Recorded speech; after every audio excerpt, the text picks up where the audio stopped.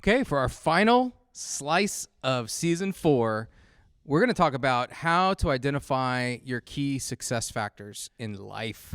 It's a big one. You What's ready? a success factor, Joe? I'm so glad you asked, Zachary. So here's a success factor, ladies and gentlemen.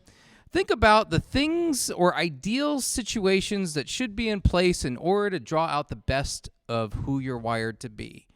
So what I like to tell people is like, hey, if we don't talk for another 5 years and I check back in on you 5 years from now, I should be able to look at these success factors to determine how much progress you've really made, right?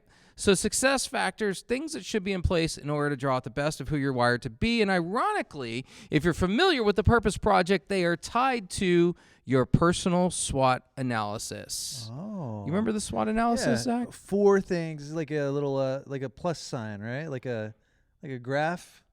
Oh yeah, it's quadrants. A tool?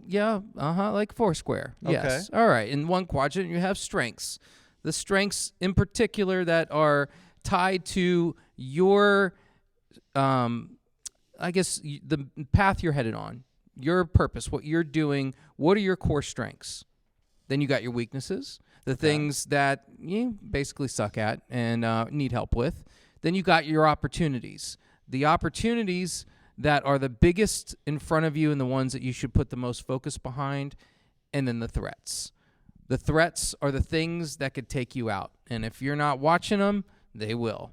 Strengths, weaknesses, opportunities, and threats. Now, businesses do this all day long. They analyze these things, but very rarely do we do it for ourselves. But when we do, then we can measure the factors that would determine our success. And here they are. We're going to give you 4 starting of them. with number 1. Number the 1. Strength quadrant. Strength. Now, this is starting by looking internally. Mm-hmm. We can determine your success based on your willingness to lean into at least two of your core strengths. Exactly. So that assumes you've had them identified, in which case, if you haven't, we can help you with that through our workshops. But let's assume you have. I'll share mine right now. This year, reassessing things, one of the key core strengths that I've got to lean into that's going to be vital to my success is my ability to intentionally find more opportunities to teach or speak.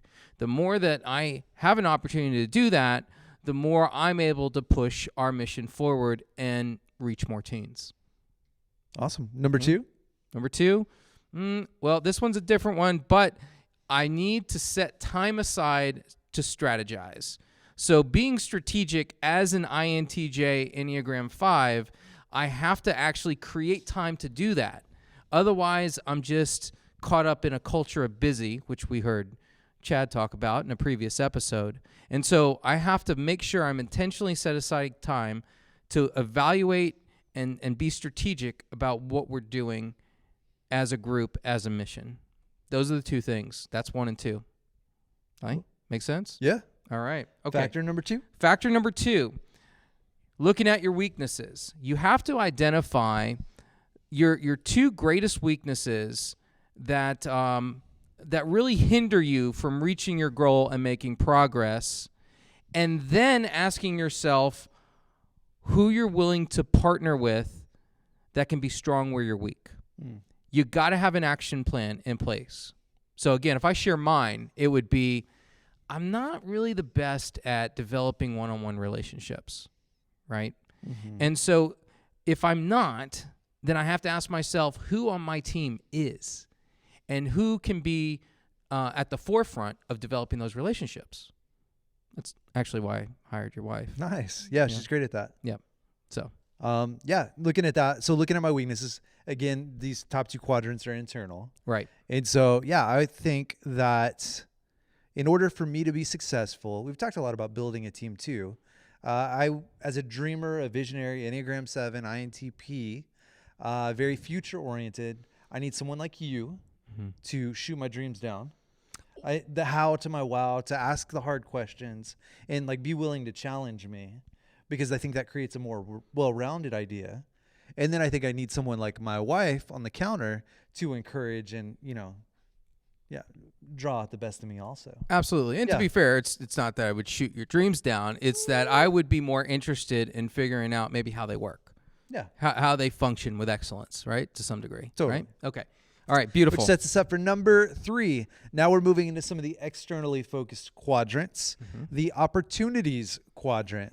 Yeah. So we can see your future success by looking at your willingness to show discipline to focus on your core opportunities.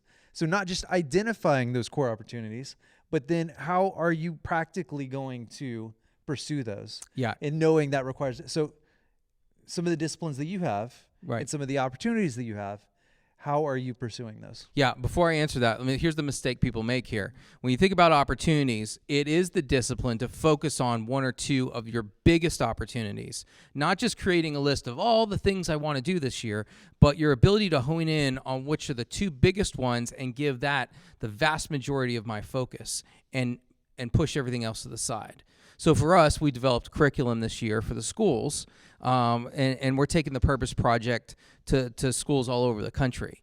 And so if I really want to reach teens, which is our mission here at Catalyst, then I need to make sure that a large part of my effort is going into marketing and distributing and equipping people with this Purpose Project curriculum. Yeah, you might have a million dreams. I know when we initially drew up the plan, we were like theme park, Right. Academy of Awesome Classes. The things that we wanted to do to reach teens was limitless. Right. But by focusing on the first thing, the most important thing, that'll free you up to be able to do those other things in time. Yep. And that brings us to the last one. Yep. Okay. So you're looking at that last bucket, the T, threats, and you're asking yourself, okay, what are the biggest things that could just take me out at any moment, right? And if I've identified those, what's the plan I have in place to make sure that those aren't a reality? Okay. So we're a nonprofit, funding. Yeah. Lack of funding, biggest threat that can bring all that we want to do to a halt. And so I have to look at that and say, then what is our plan to make sure that we're not running out of funding and we're moving into abundance, right? What do we have to do to make that happen? Yeah. If that is not one of my primary focuses this year, then that threat can sneak up on us at any point. And actually it did for us last year where COVID hit. Yeah, COVID hit and we weren't prepared for it and we took a big hit financially. So that's an example of a threat. Yeah, right? identify your threat and then protect against it. Right. But for a lot of people that could be things like, mental health, depression, anxiety, like you're your own worst enemy at some point. So you are the biggest threat to you.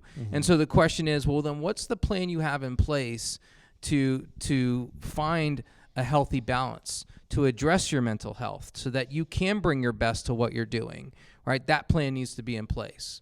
So if you put all these things together, you have all these 4 quadrants and you have these success factors. That's it. Like write them down, pin them up, put them somewhere, and I can promise you they're not just true today, they're true tomorrow, they're true next year, they're true 5 years from now. Like this is how you determine every day you wake up what you need to do in order to draw out the best of who you're wired to be and hit your goals. How often do you revisit a personal SWOT analysis? At minimum, if you're going to go through the list, you got to do it at least once a year.